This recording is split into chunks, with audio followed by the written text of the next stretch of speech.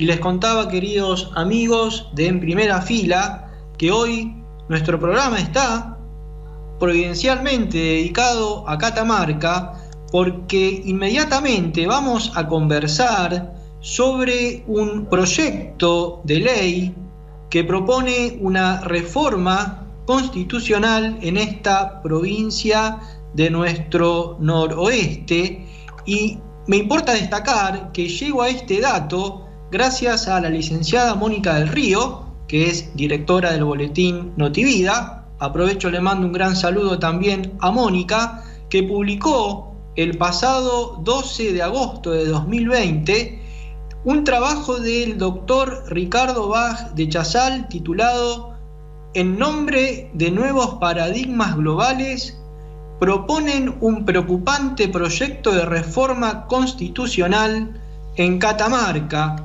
Nos introduce el doctor Bach de Chazal diciendo que, coincidiendo con el año jubilar por el 4º centenario de la Virgen del Valle, nuestro país está en el año mariano nacional, precisamente por este motivo, y la noticia de la próxima beatificación de Fray Mamerto Esquiú, tramita en la legislatura de la provincia de Catamarca un proyecto de reforma de la Constitución provincial impulsado por la diputada oficialista María Cecilia Guerrero García, presidente de la Cámara Baja Provincial. Pues bien, conversaremos sobre este tema con Ricardo Bach de Chazal, que entre otros libros es autor de Confesionalidad del Estado y Libertad Religiosa en la Legislación Argentina. Muy buenas tardes, Ricardo. ¿Cómo va? Buenas tardes, Germán. Qué gusto de escucharte. ¿Cómo estamos? Muy bien, gracias a Dios. Bienvenido a En Primera Fila. Una de las primeras cosas que usted apunta a propósito de esta presentación del proyecto de ley, usted habla de un artificial y malsano laicismo. ¿Por qué esta denominación? Bueno, primero porque, hay un juego de palabras que hace el proyecto. Pretende hablar de laicidad como para disfrazarla o hacer más leve la cuestión, pero en realidad de lo que habla es del laicismo. Lo que busca es el laicismo, como vamos a ver después, en todo caso vamos a precisar. Lo que busca instalar es el laicismo. Y digo, es artificial porque eso no tiene nada que ver con la provincia de Catamarca, ni con la Argentina. O sea, la Argentina es una nación, decíamos el otro día en otra radio amiga, que recordando el título de un libro del padre Cayetano Bruno, la Argentina nació católica y es católica. Y esto que se predica del total, lo podemos predicar de la provincia de Catamarca con absoluta seguridad. La provincia es una provincia católica, netamente católica. Y entonces, introducir este tipo de cuestiones en la Constitución provincial es artificial, porque no va con la realidad. O sea, es ideología que quiere trastocar la realidad desde la legislación o desde la Constitución, desde el orden positivo. Por eso digo que es artificial y además es malsano, porque justamente lo que propone, si vamos a ver la ecuación, es no solo, como decimos, esta laicidad o este laicismo, sino que además eso va mezclado como en un cóctel con la eliminación de la enseñanza religiosa, el ataque al derecho fundamental de enseñar que tiene la familia y concretamente los padres, en particular en materia de educación sexual, con una especie de intento de no solo evitar discriminaciones, sino ya imponer una supremacía, diría, de los colectivos LGTBI o como les llamen, ¿no es cierto?, estos de las diversidades. Es una cosa que es malsana, realmente esta ecuación, este cóctel, digamos, es muy malo y digamos, no tiene nada que ver con la idiosincrasia de la Argentina ni con la idiosincrasia del pueblo de Catamarca, ¿no? Por eso antes de adentrarnos en estos temas, Ricardo, me gustaría que se extienda un poco más en esta distinción entre laicidad y laicismo, ¿no? Porque algunos, digo yo, algunos, puede ser que sí, puede ser que no, tienden a pensar que porque uno dice que un Estado es católico, estaría negando a su vez la laicidad. Aquí me parece que se impone hacer una distinción, ¿no? O una precisión. Sí, exactamente, es correcto hacer la distinción. Cuando uno habla de laicidad, estrictamente de lo que está hablando es de que las responsabilidades de gobierno o de función, de una función cualquiera, digamos, ¿no es cierto?, deben ser llevadas adelante por una persona que sea laica. ¿Esto qué quiere decir? ¿Que sea indiferente en materia religiosa? No, de ninguna manera. Lo que estamos diciendo con una persona laica es una persona que no tiene el sacramento del orden, o sea que no es un ministro religioso, no es un sacerdote, no es un obispo, o no es un pastor si se quiere. O sea, esa es, entonces la función de gobierno es desempeñada por un laico, y eso es laicidad. O sea, o incluso si se quiere más, reconocer que hay un legítimo ámbito de autonomía de las cosas, de las cuestiones temporales, en la sociedad perfecta que es el Estado, porque tiene, perfecta decimos porque tiene todos los medios necesarios para cumplir sus fines, pero esto no elimina su relación de cooperación y de colaboración permanente con esa otra sociedad perfecta que es la Iglesia, que también tiene todos sus fines, tiene todos sus medios para cumplir sus fines. O sea, eso que como una síntesis se habla y se dice hace algunos años, pocos, de autonomía y cooperación, significa eso. Sobre este tema, usted se detiene en confesionalidad del Estado y libertad religiosa en la legislación argentina, ¿no? Sí, sobre eso más o menos lo desarrollo, incluso muestro cómo esto se condice perfectamente con el Concilio Vaticano II, con la Gaudium et Spes, que es un documento que muchas veces se cita y se cita mal para justificar una separación tajante entre el Estado y la Iglesia, por ejemplo, que es lo que aparece en este proyecto, entre otras cosas.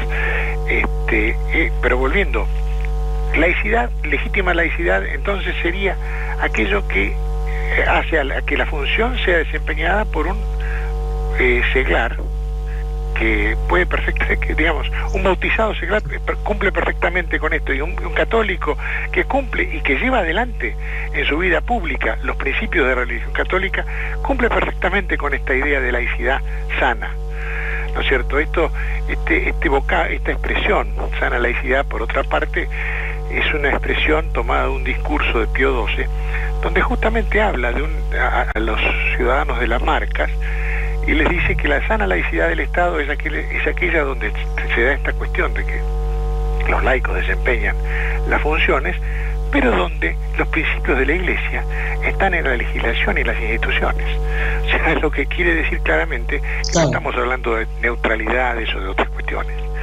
Claro, de hecho Pío XII en ese discurso a los habitantes de las marcas, luego de hablar del principio de sana legítima laicidad, habla, cosa que creo que se olvidan los laicistas, dice él, individuos cristianos, familias cristianas, exacto, sociedades marcas cristianas.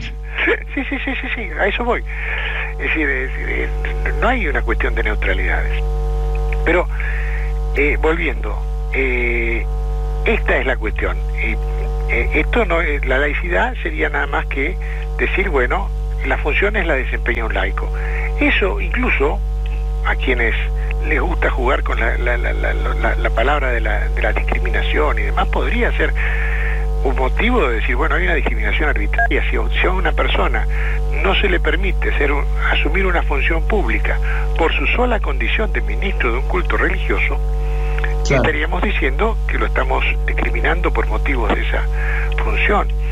Y eso podría presentarse incluso como una discriminación injusta. Esto no les importa a esta gente, ¿no? Digamos, uno lo dice como, digamos, como un ejercicio mental, ¿no es cierto? Pero este tipo de discriminación no les preocupa. Les preocupa más que nada buscar, como dicen, la separación de la Iglesia del Estado, pero la separación de la Iglesia católica, y claro, suprimir con esta separación el sostenimiento estatal al culto católico. y dicen, porque esto es una cuestión que solamente declaman, consagrar el principio de laicidad y la igualdad en el reconocimiento y respeto de los distintos cultos. Vamos a ver cómo esta igualdad en realidad tampoco es asumida por el proyecto de reforma constitucional. Perdón si me detengo en este tema de la sana laicidad, pero los otros temas están más conversados, si uno quiere, en el ámbito público. Pero es importante, como también usted recuerda, que en la Constitución Nacional Argentina hay, por cierto, un artículo 14 que garantiza el derecho a profesar el propio culto, pero hay un artículo 2 por el cual el gobierno federal argentino sostiene el culto católico apostólico romano. Sí, y no solamente eso. O sea, hay un artículo 2 que dice eso que usted dice, y hay un artículo 5. El artículo 5 dice que las provincias tienen que dictar sus propias constituciones y que tienen que estar sujetas estas constituciones a cumplir distintos principios. Los principios de derecho público de esta constitución, dice, pero además también el principio republicano de gobierno, la independencia de la justicia, un poder judicial independiente, la educación primaria y otras cuestiones más. Con esas condiciones, el gobierno federal da la garantía federal a las provincias. Esto quiere decir que, de acuerdo con este artículo 5, las constituciones provinciales tienen que estar de acuerdo, como decíamos, con estos principios de derecho público constitucional que están en la Constitución Nacional. Y el principio de confesionalidad católica del Estado argentino está en el artículo 2, como hemos dicho. Es un principio de derecho público constitucional al que debe ajustarse también la Constitución de la provincia de Catamarca, como la de todas las demás.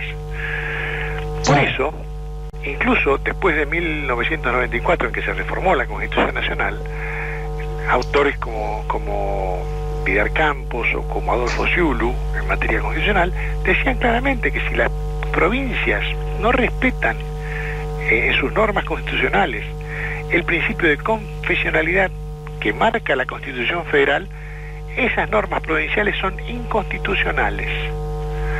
Entonces, por eso, y esto marco, insisto, esto es incluso con posterioridad a la reforma del 94. Sciulu lo dice en una obra de 1997 y Vidal Campos lo dice en una de 2001.